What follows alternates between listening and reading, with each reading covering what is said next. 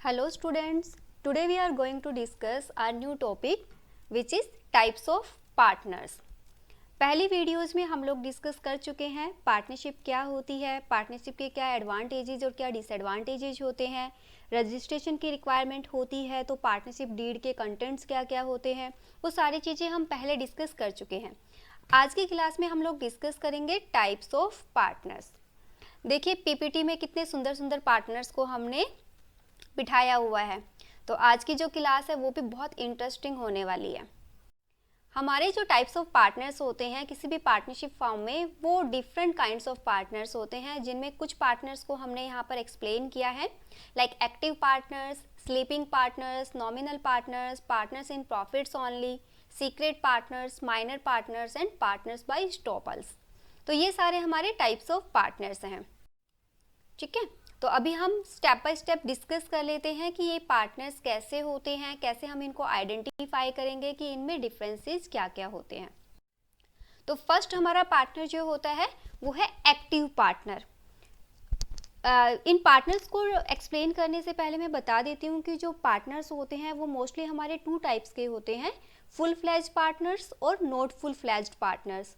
Full fledged partners वो partners होते हैं जो कंप्लीटली पार्टनर्स होते हैं, मतलब वो सारे पार्टनर्स जो बिजनेस में कैपिटल भी इन्वेस्ट करते हैं, प्रॉफिट हो या लॉस हो दोनों बियर करते हैं, और मैनेजमेंट में भी डिसीजन मेकिंग में इन्वॉल्वमेंट करते हैं.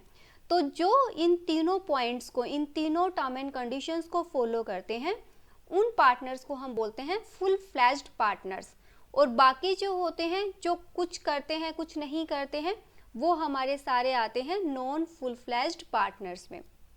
तो अब फुल फ्लैज्ड पार्टनर्स में हमारा फर्स्ट पार्टनर जो आता है वो आता है एक्टिव पार्टनर. एक्टिव पार्टनर कौन होगा? जो कंट्रीब्यूट करेगा. क्या कंट्रीब्यूट करेगा? कैपिटल, यानी कि जो बिजनेस में पैसा लगाएगा. Participates in management of the firm, वो बिजनेस के डिसीजन मेकिंग में, मैनेजमेंट को चलाने में पार्टिसिपेट करेगा. अनलिमिटेड लाइबिलिटी, जिसकी अनलिमिटेड लाइबिलिटी होगी, यानी कि प्रॉफिट होगा लॉस होगा सारा उसको बियर करना पड़ेगा. और अनलिमिटेड लाइबिलिटीज़ को हम पहले भी डिस्कस कर चुके हैं कि ऐसी लाइबिलिटी जिसकी कोई लिमिट नहीं होती, जितना प्रॉफिट होगा बिजनेस के एसेट्स में से देना पड़ेगा, अगर फिर भी वो कंप्लीट नहीं होता तो बंदे को या पार्टनर को अपनी पर्सनल एसेट्स को भी सेल करना पड़ सकता है. तो एक्टिव पार्टनर की अनलिमिटेड लाइबिलिटी होती है.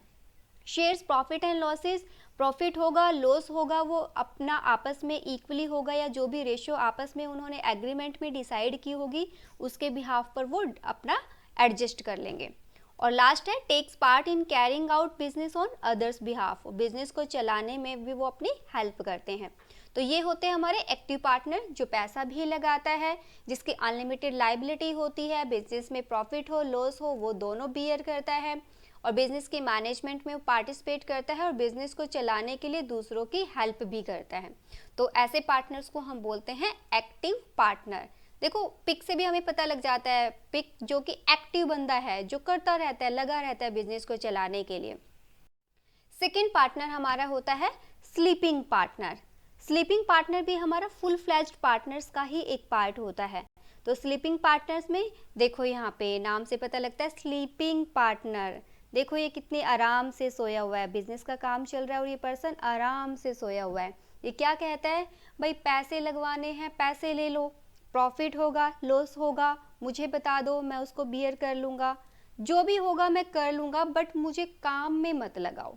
ठीक है, आपको जो करना है करो, प्रॉफिट हो लॉस हो मुझे बता देना, मैं देख लूँगा, बट प्लीज़ आप लोग अपना काम करते रहो और मुझे आराम करने दो. ठीक है, तो यहाँ पर स्लीपिंग पार्टनर ऐसा पार्टनर होता है जो बिजनेस में पैसा लगाता है, प्रॉफिट हो लॉस हो बियर करता है, रेगुलर बिजनेस में वो नहीं आता है, और उसकी अनलिमिटेड लाइबिलिटी होती है. तो एक तरीके से वो एक्टिव पार्टनर नहीं होता. ठीक है, एक्टिव पार्टनर्स वाली सारी क्वालिटीज़ इसमें होती है, बट वो रेगुलरली बिजनेस में नहीं आता. बाकी सारी की सारी जो चीज़ें होंगी, टर्म एंड कंडीशंस होंगी, वो सारी की सारी हमारी एक्टिव पार्टनर्स की तरह ही होगी. तो ऐसे पर्सन वो पर्सन होते हैं जो बहुत ज़्यादा रिस्क या बहुत ज़्यादा टेंशन नहीं लेना चाहते. पैसा लगा दिया, बिजनेस चलता रहेगा, मैनेजमेंट देखता रहेगा. ठीक है, बट मुझे बिजनेस में आना नहीं है, आप करते रहो काम और पैसा लेते रहो, तो वो होंगे हमारे स्लीपिंग पार्टनर्स। नेक्स्ट हमारा आता है थर्ड, सीक्रेट पार्टनर्स। ऐसे पार्टनर्स जो होंगे वो सीक्रेट्स होते हैं। तो a partner whose membership is a partnership is kept secret from the public. A partner whose membership in a partnership, एक पार्टनर जिसकी मेंबरशिप पार्टनरशिप में होगी, is kept secret from the public, public से secret रखी जाती है, यानी कि आम जनता को, पब्लिक को नहीं पता होता कि वो पार्टनर है, लेकिन वो पार्टनर्स होने वाली सारी चीज़ों को फुलफिल करता है, सारी टर्म एंड कंडीशंस को फॉलो करता है। वो बिजनेस में कैपिटल भी लगाता है, प्रॉफिट और लॉस दोनों को वो बियर करता है, शेयर करता है, उसकी अनलिमिटेड लायबिलिटी होती है, और मैनेजमेंट में भी वो पार्टिसिपेट करता है। मैनेजमेंट में पार्टिसिपेट करने का मतलब डिसीजन मेकिंग में वो हेल्प करता है, और बिजनेस के जो भी डिसीजंस होंगे उनमें सजेशंस देने का राइट उसका होता है। बिजनेस की जो बुक्स होती है, उनकी जो रिकॉर्ड्स होते हैं, उन सभी को वो देखने का राइट रखता है। बट पब्लिक को ये नहीं पता होता कि वो पार्टनर है, तो ऐसे पार्टनर को हम बोलते हैं सीक्रेट पार्टनर्स। तो ये जो तीन थे हमारे, ये तीनों के तीनों पार्टनर्स कौन से, एक्टिव पार्टनर, स्लीपिंग पार्टनर और सीक्रेट पार्टनर्स, ये हमारे फुल फ्लैज्ड पार्टनर्स में आते हैं। इसके अलावा जो भी हम डिस्कस करेंगे वो सारे के सारे हमारे नॉट फुल फ्लैज्ड पार्टनर्स में आएंगे। तो उनमें फर्स्ट हमारा आता है नॉमिनल पार्टनर।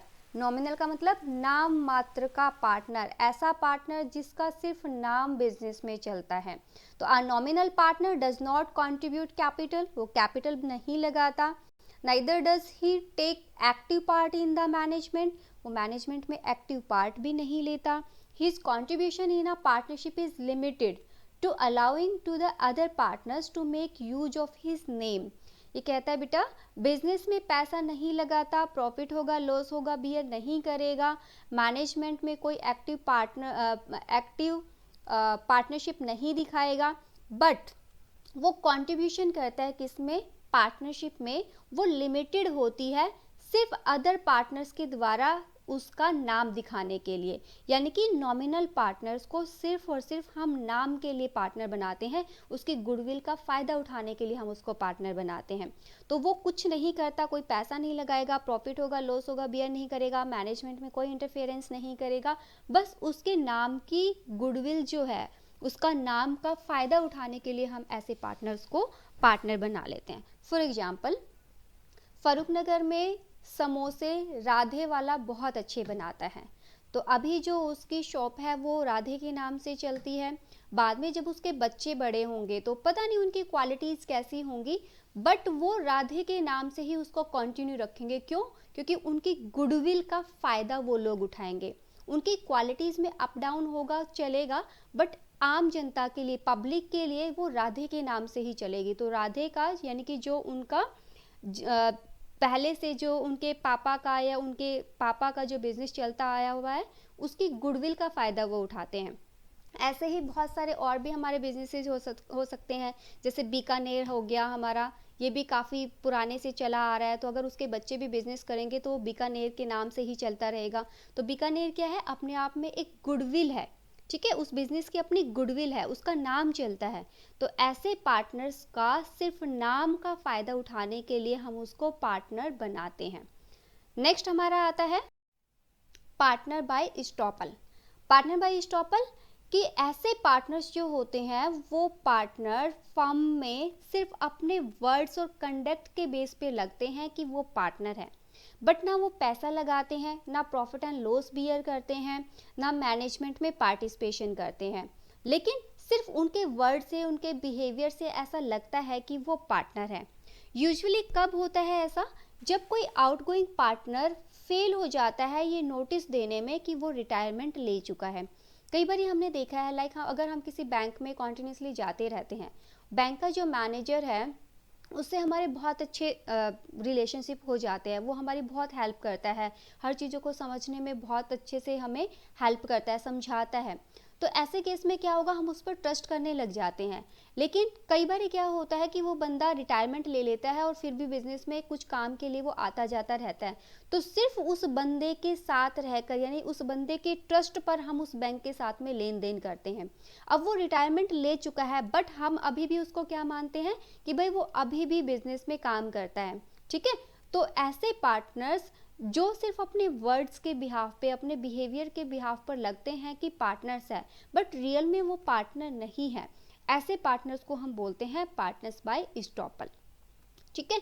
तो ये पार्टनर्स जो होंगे, इनकी जो लायबिलिटी होगी वो सिर्फ उनके वर्ड्स के बिहाफ पर अगर कोई काम होता है तो वहाँ तक ही उसकी लायबिलिटी बनती है। यानी कि अगर किसी बंदे ने उसके कहने पर बैंक में खाता ओपन कराया, उसको कोई प्रॉब्लम हो जाती है, तो वो पर्सन डायरेक्टली उस मैनेजर को ही जाकर बोलेगा, बेशक वो पार्टनर अब ना हो।